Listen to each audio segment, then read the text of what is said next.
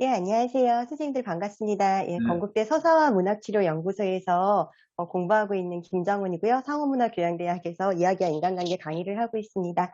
어, 제가 제 이름 때문에요. 여기만 오면은 예, 많이 그러시네요. 부담되는데 저희 엄마 아빠께서 청와대에서 가장 유명한 역술가한테 제 이름 이렇게 받았는데 그 역술가가 이 이름이 세계에 알려질 이름이라고 이야기를 해가지고 제가 고치지도 못해요. 너무 비싸게 했다고 고치지 말라고 맨날 그러셔가지고 못하는데 아이들은 맨날 통일교육 이런 거 받잖아요. 학교에서. 그러니까 아이들이 조금 부담스러워해요. 저는 상관없거든요. 제가 먼저 쓴 이름이라서 아이들이 많이 부담스러워해서 예, 오늘도 여기서 역시나 많이 이야기되고 김정은 화는 어떤 꽃이 될지 제가 저 역시도 되게 기대되는 바입니다. 예, 제가 읽는 것으로 대신하도록 하겠습니다. 북한 김일성과 김정일과 각국기를 통한 불멸의 수령문화 형성은 김정은 시대의 새롭게 발간된 황령하에 불멸의 꽃을 통해서 김일성과 김정일하에 대한 꽃전설을 이제 소개하고 이와 같은 꽃전설이 어떻게 불멸의 수령문화를 형성해가고 있는가를 살펴본 논의입니다. 남과 북의 소통이 큰 진전이 없는 상황에서 쉽게 접하기 어려운 북한의 태양의 꽃, 불멸의 꽃에 대한 자료를 대상으로 북한의 문화 형성과 형성 과정에 대해 검토해 볼 수 있어서 더욱 의미 있는 논의라 생각됩니다. 다만 제가 낯설고 배경 지식이 풍부하지 않아서 북한의 수령 문화에 대해서 토론하는 역할이 다할 수 있을지 염려되기도 합니다. 예, 논문을 읽고 궁금한 점과 떠오르는 발상을 정리하는 것으로 토론의 소임을 다하고자 합니다. 예, 첫 번째는요. 헌정된 꽃의 사연을 전설화하고 있는 서사 전략, 그 서사 전략 자체에 대한 질문입니다. 예, 이렇게 세 가지를 말씀을 해주셨는데요. 서사 외적으로는 이와 같은 이데올로기화로 불멸의 수령 문화를 형성해 간다는 기본 방향에 동의를 합니다. 다만 서사 내적으로 꽃을 통해서 두 수령을 흠모하게 되는데 특히 이건 어린아이들이 많이 볼 텐데 그 아이들은 이 김일성 시대, 김정일 시대를 겪지 않았던 사람들이잖아요. 이제 그런 사람들이 어떻게 흠모하게 되게 하는지를 서사 전략으로 가져가는지를 보고 싶었어요. 그래서 선생님께서 이렇게 말씀을 해주셨는데 이때 김일성과 김정일화를 통해 인간적으로 동지적으로 매혹될 때 절대적인 충실성이 우러나오도록 하는 전략이 책의 이제 서문에서 보면은 그 꽃들이 만발하게 피게 되기까지의 사연은 전설도 신화도 아닌 실제 있은 흠모의 이야기라는 말로 표현되고 있습니다. 작가의 서문처럼 이 꽃 전설에는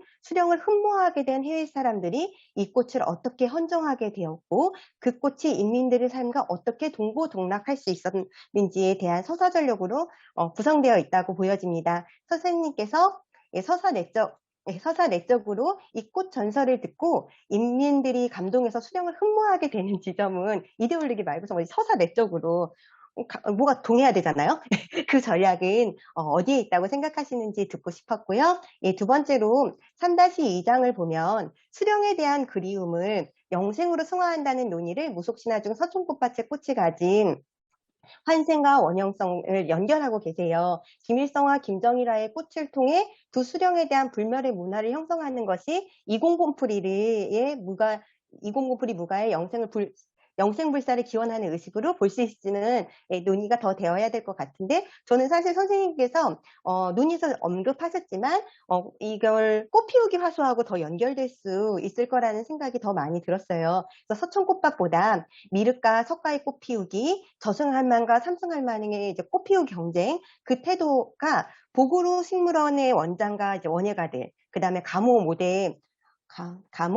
모도 대루의 연구, 북한의 온실 재배와 연결된 인민들과 더 연결될 수 있지 않을까, 그게 더 이렇게 와닿지 않을까 싶었고, 개인적으로 이 두 꽃의 사연이 전설화되게 하는 과정을 통해서 영생불사보다 피울 수 없을 것 같은 곳에서 피게 하는 힘이 무엇인지를 보게 해서 두 수령에 불가능할 것 같은 것을 가능하게 만드는 개척의 주체 위협을 흠모하고 찬양하게 되는 동력이 되게 한다고 저는 해석이 되었어요. 그래서 이런 정신을 이어가게 하는 것이 또 이제 선생님께서 말씀하신 충실한 교양을 통한 휴대 영성의 꽃 키우기.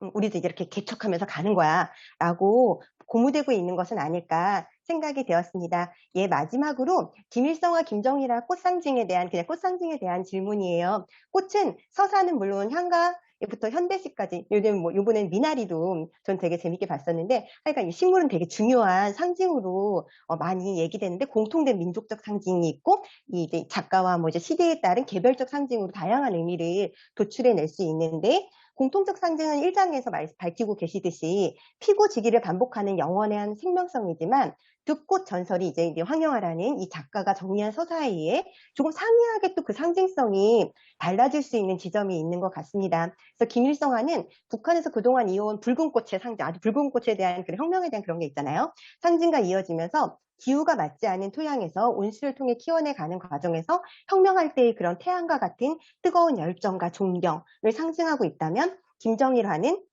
감호의 온실이 고장나서 다른 식물들이 얼었을 때 무성한 잎을 피운 사연을 통해서 이제 우리 이제 공산주의 이런 사상이나 이런 것들의 강인함, 끈질김 이런 것들이 상징되어 있는 거는 아닌가 생각해 봤고요. 선생님 논의를 통해서 맨날 저는 사실 진달래꽃이 제일 궁금하거든요.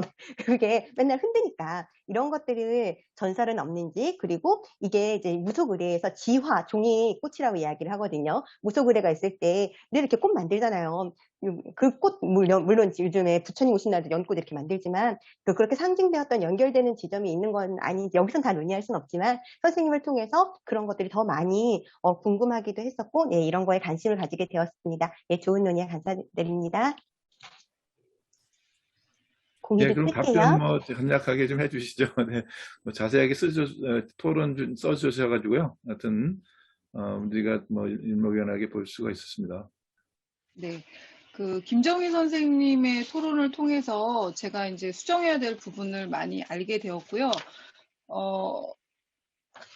이 두 번째 질문은 전적으로 동의를 하고, 꽃피우기 경쟁 서사 부분을 좀 더 제가 보강하도록 하겠습니다. 1번하고 3번을 좀 같이 설명을 하면,